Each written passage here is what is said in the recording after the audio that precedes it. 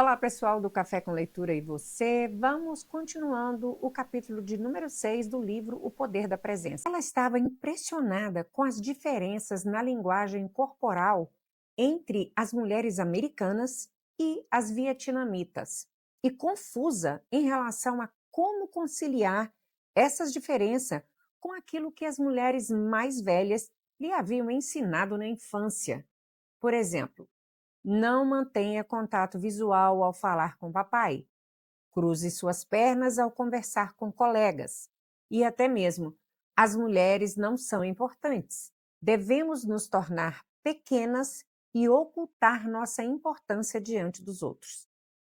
Na época em que me escreveu, ela disse que estava sentada num café em Boston, vendo as mulheres entrando e saindo e observando a linguagem corporal de todas elas. As mulheres americanas mantêm contato visual firme enquanto pedem café aos atendentes. Elas abrem os braços quando conversam com amigos e colegas. Como respeitar o que ensinaram bem-intencionadas anciãs em determinada cultura e, ao mesmo tempo, cultivar o senso de poder e orgulho em outra? Embora essas prescrições de gênero possam ser exageradas em certos países, os Estados Unidos certamente não são imunes a isso, como meus colegas e eu descobrimos no experimento envolvendo crianças americanas. Pais de crianças pequenas, aliás, qualquer um que tenha observado crianças pequenas, já devem ter notado que tanto os meninos quanto as meninas adotam posturas e movimentos expansivos. Irrestritas por normas culturais, meninas parecem tão propensas a lançar seus braços no ar, empinar os ombros e manter os pés afastados quanto meninos. Mas a certa altura isso parece mudar. Os meninos continuam se engrandecendo e as meninas começam a se retrair. Quando meu filho ingressou no 6º ano, observei suas amigas mudarem a forma como se comportavam. Começaram a encolher o corpo, a curvar os ombros, abraçar o tronco e retorcer pernas e tornozelos, abaixar o queixo. Pode haver uma série de razões para que isso aconteça, mas com certeza uma delas é que, por volta dessa idade, as meninas ficam mais sintonizadas com a prescrição dos estereótipos culturais sobre o que é atraente ao sexo oposto. E talvez por isso sua filha, antes tão energética, começa a se retrair quando entra no 6º ano. Meus colegas e eu começamos a estudar o papel do gênero na linguagem corporal das crianças por acaso. Annie Wertz, psicólogo do desenvolvimento no Instituto Max Planck, em Berlim, também minha vizinha de infância, de quem fui babá durante 10 anos, Kelly Hoffman, Jack Schutzel, Nico Tomlin e eu estávamos iniciando um estudo de desenvolvimento social para identificar a idade em que as crianças começam a associar posturas expansivas ao poder e posturas contrativas à impotência. Pensamos em diversas maneiras de apresentar as posturas às crianças. Poderíamos nós mesmos posar para elas, mostrar fotos de outras pessoas em posturas variadas, usar personagens de desenho animados ou desenhos de bonequinhos de palitinhos. As possibilidades eram várias. Era importante usar estímulos neutros quanto ao gênero para tornar o experimento o mais cristalino possível. E em uma sessão de brainstorming, chegamos à ideia de usar um manequim articulado de madeira, ou seja, um boneco, que era fácil de manipular. Assim, compramos um e o configuramos em uma série de posturas que demonstrassem alto e baixo poder. Depois fotografamos cada uma delas. Achamos que deveríamos fazer um teste piloto das fotos do boneco com uma amostragem cômoda, ou seja, os filhos dos nossos amigos, a fim de obter suas reações iniciais antes de darmos início ao estudo real, especialmente porque estudos de desenvolvimento social que envolvem crianças requerem muito tempo e trabalho. Queríamos ter certeza de que estávamos utilizando os métodos certos. Quando o fizemos, por acaso descobrimos algo perturbador. As crianças pareciam achar que os bonecos poderosos eram meninos e os bonecos impotentes eram meninas. Então mudamos ligeiramente de rumo e, em vez de examinar a idade em que as crianças poderiam associar posturas expansivas ao poder, decidimos examinar a idade em que elas poderiam começar a associar posturas expansivas ao gênero. Depois coletamos as impressões das crianças, fazendo com que olhassem 16 pares de fotos, sendo que cada par continha um exemplo de pose poderosa e outro de pose impotente. Após terem visto cada dupla de imagem, perguntávamos às crianças qual boneco era a menina e qual era o menino. Uma nota 9 ou superior indicaria uma forte inclinação pelo poder masculino. Uma nota 8 ou inferior indicaria uma forte inclinação pelo poder feminino. Uma nota 16 significaria que a criança viu os bonecos poderosos como meninos e os bonecos impotentes como menina. Uma nota 0 significaria que a criança viu os bonecos poderosos como menina e os bonecos impotentes como menino. Cerca de 60 crianças, recrutadas no Museu Infantil, participaram do estudo. Metade delas tinha 4 anos e o restante 6. Com base em pesquisas da época do desenvolvimento da identidade de gênero e da adoção dos estereótipos culturais, imaginamos que as crianças rotulariam os bonecos nas posturas de alto poder, como homens, e aqueles nas posturas de baixo poder, como mulheres, e que o efeito seria mais forte entre as crianças de 6 anos. Queríamos saber qual porcentagem das crianças mostraria uma inclinação pelo poder masculino. Enquanto 73% das crianças de 4 anos mostraram essa inclinação, entre as de 6 anos o percentual foi de 85%. Os resultados foram ainda mais surpreendentes ao considerarmos a porcentagem de notas de poder masculino perfeitas, notas 16, enquanto apenas 13% das crianças de 4 anos marcaram nota 16. 44% das crianças de 6 anos apresentaram o mesmo valor.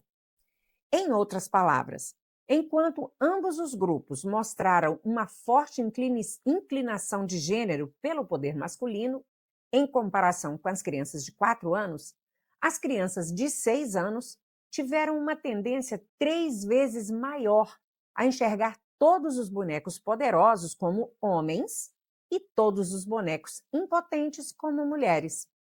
E não houve diferenças entre as notas de meninas e meninos. Os dois grupos exibiram a mesma tendência. Você poderia indagar: que providência devemos tomar? Estou lançando um desafio para todos nós, o qual levo muito a sério. Vamos mudar isso.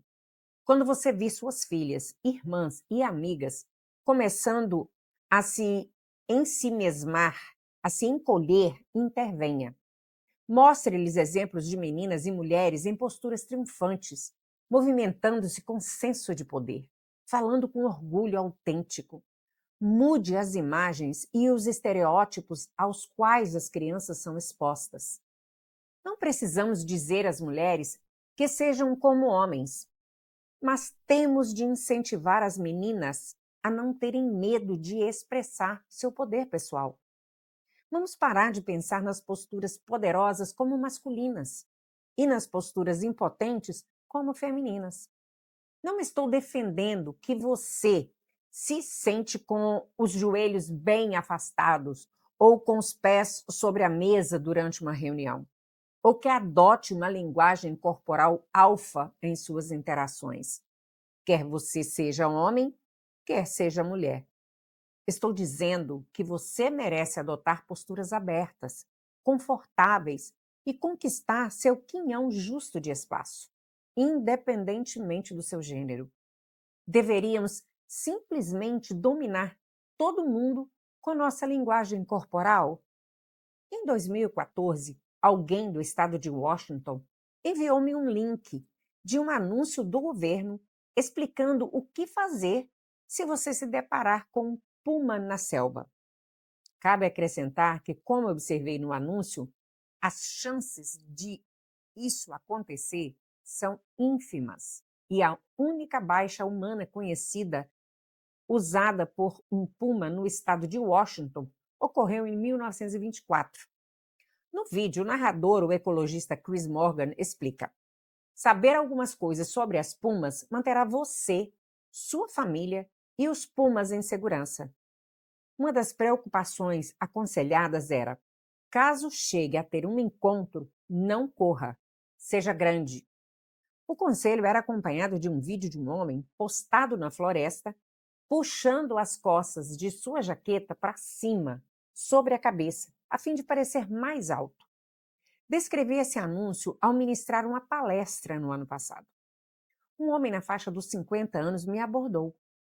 Sei que parece maluquice, mas quando eu era um menino, meu pai e eu nos deparamos com um puma enquanto ele pescava no Oregon. E foi exatamente isso que fizemos.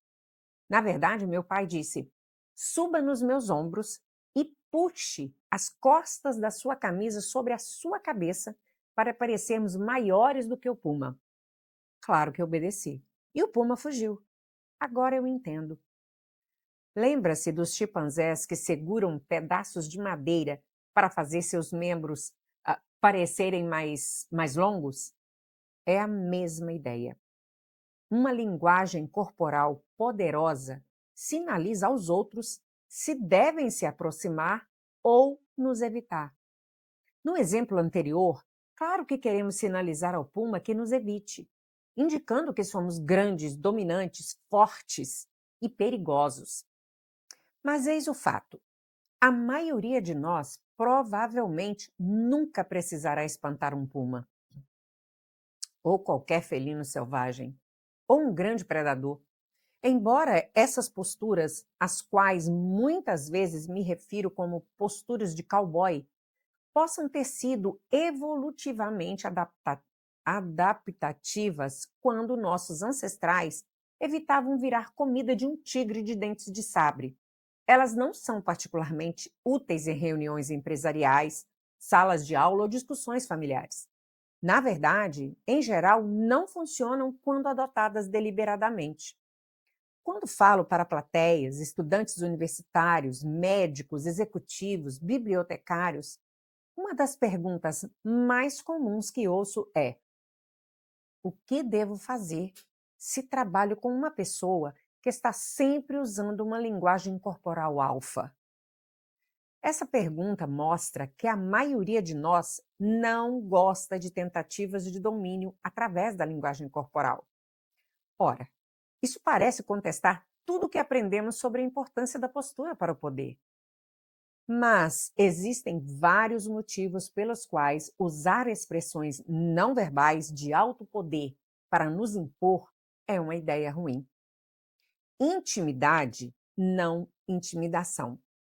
Embora status e poder não sejam sinônimos, estão estreitamente ligados.